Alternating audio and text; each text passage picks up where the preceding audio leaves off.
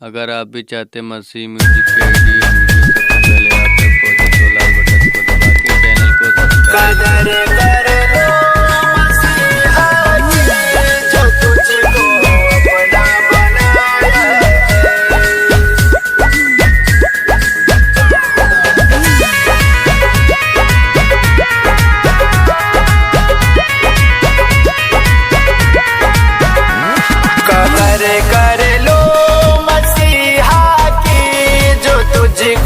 अपना बनाया है, जो तुझको अपना बनाया है।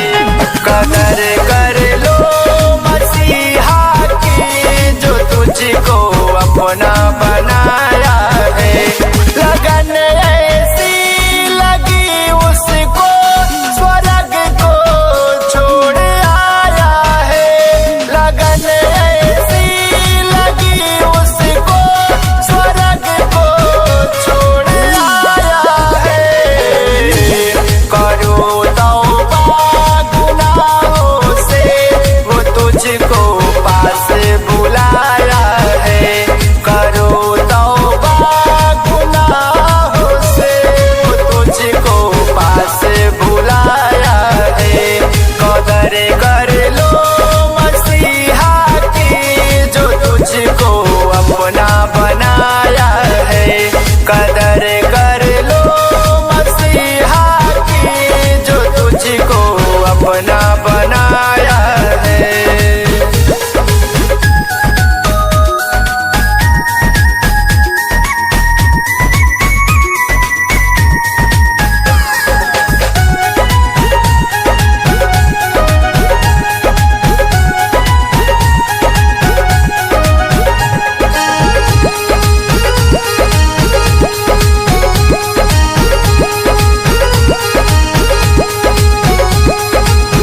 तेरे पाप को लेके उसने तुझको नया जीवन दिया।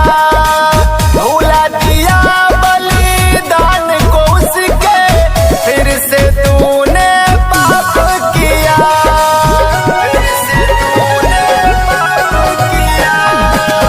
तेरे पाप को लेके उसने तुझको नया जीवन दिया।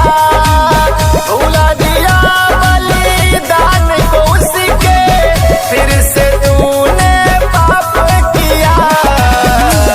वापस आजा, तुझे फिर से मसीहा पास बुलाया है।